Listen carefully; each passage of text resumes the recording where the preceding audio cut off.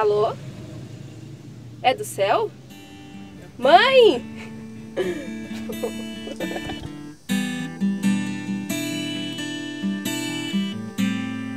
Fala galera, hoje estamos aqui para falar sobre o Ano Mariano. Você sabe o que é o Ano Mariano? Bom, nesse ano de 2017, o nosso Papa nos deu a graça de colocar o Brasil e Portugal como anos marianos. Então, a gente vai falar um pouquinho sobre o que a relação desses dois países tem.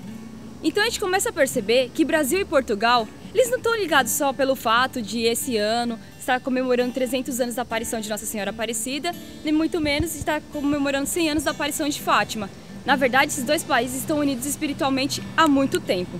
Por exemplo, lá no começo da nossa história do Brasil, lá por em volta de 1500, o Brasil era terra de Portugal. Então a gente começa a entender a relação que os dois têm. Em 2017, eles voltam a se encontrar. Lá em 1500, mais ou menos, quando Portugal começou a vir para o Brasil, né, como território marítimo que o Brasil se fez de Portugal, a devoção à Nossa Senhora da Conceição começou a se espalhar pelo Brasil, porque já existia essa devoção lá em Portugal. Então começou a se espalhar pelo Brasil, porque o rei da época falou que deveria se espalhar essa devoção por todas as terras de Portugal. E como o Brasil era terra de Portugal, essa devoção também veio para o Brasil. E os lares aqui do Brasil começaram a receber as imagens de Nossa Senhora da Conceição Aparecida, que na época ainda nem se chamava Aparecida, né? Era só Nossa Senhora Conceição. E aí eles começaram a gerar uma devoção aqui também.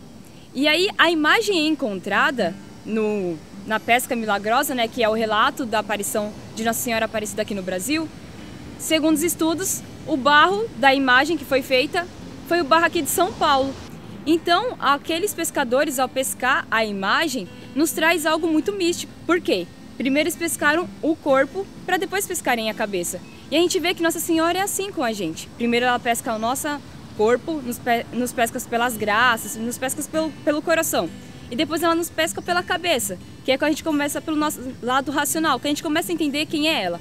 Então eu acredito que nesse ano mariano, Nossa Senhora quer nos pescar pela cabeça, quer nos pescar pela doutrina, pelos estudos e entender verdadeiramente aquilo que ela pede nas aparições. Então a gente vai começando a entender que esses dois países estão muito unidos espiritualmente, porque essa devoção já existia em Portugal, começou a passar a existir no Brasil e ainda apareceu a imagem de Nossa Senhora aqui no Brasil. E ela se tornou padroeira do Brasil. E ela já era símbolo de devoção em Portugal e se tornou símbolo de devoção no Brasil. Então o intuito daquele rei deu certo de fazer com que a devoção se espalhasse por toda a terra de Portugal. E aí, um pouquinho anos depois, veio a aparição de Nossa Senhora de Fátima. E aí Nossa Senhora de Fátima apareceu para aqueles 3 pastorinhos e ela nos traz algumas revelações.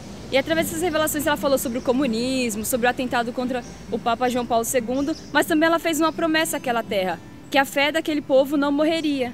E a partir do momento que ela fez aquela promessa à terra de Portugal, ela também fez aquela promessa para o Brasil, porque Brasil ainda era terra de Portugal, querendo ou não.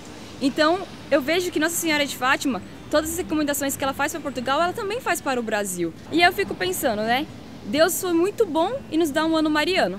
Porque só houveram 2 anos marianos na história, um na Filipinas e o outro no mundo inteiro.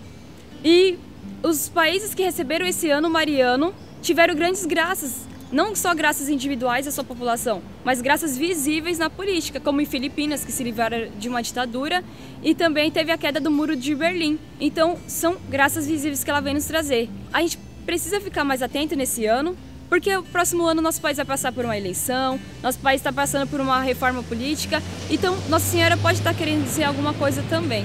Então essa nova geração mariana que está se levantando, que se levante mesmo, mas se levante também não só pelas emoções, mas também pela cabeça, diante de tudo isso que Nossa Senhora vem nos trazer através de suas revelações e através desse ano mariano.